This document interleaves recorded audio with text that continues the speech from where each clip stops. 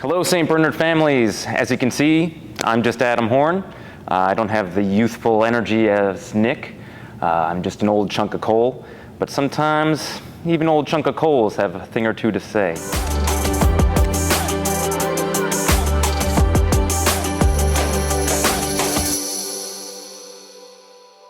So today, I'm going to talk to you about Saint Irenaeus. It's his feast day. Not a very well-known saint, but a very important saint. So he was born around the year 130 in Smyrna, Turkey, what we would say today. Eventually, he made his way over to France, where he became bishop. So I wanted to talk about Irenaeus because he is the most recently named doctor of the church. So when the church names a person a doctor of the church, that means the church is saying, look to this person, how they lived and what they wrote. That is Catholicism, right? That is a model. So Irenaeus is a model for us to look to. Not much is known about his life, though. But I wanted to talk about a couple of things that I think are very important about Saint Irenaeus.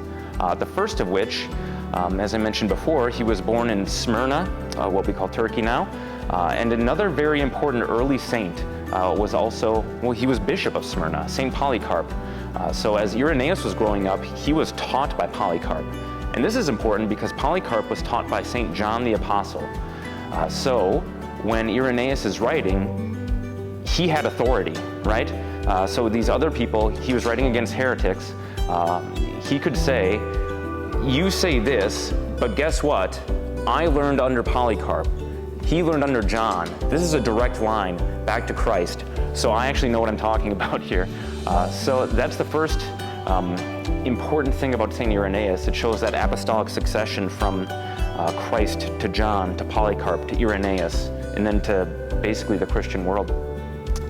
Second, it's a book called just Against the Heresies. And what he was writing against is what is called Gnosticism.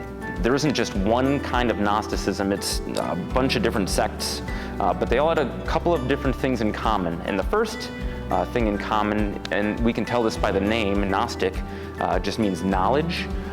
The leaders of Gnostic sects claimed to have like a secret knowledge. So they were like, oh, you're reading these books? Well, I really know what's going on. I'm a knower. I have this gnosis.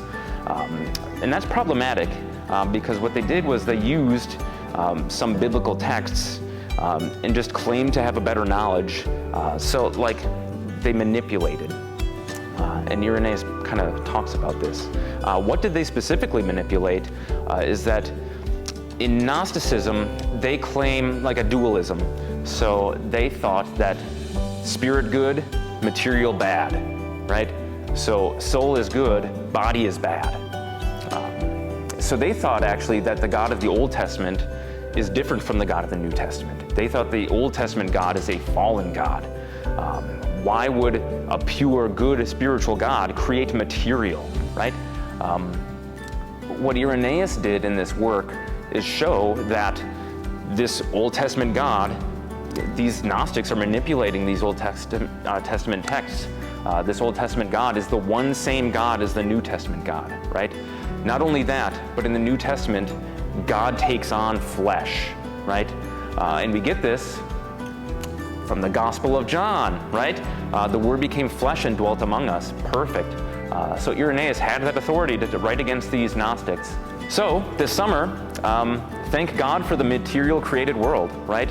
What a beautiful life, what a beautiful existence that we have. It is good. So enjoy your summer, and until next time, I'll see you around.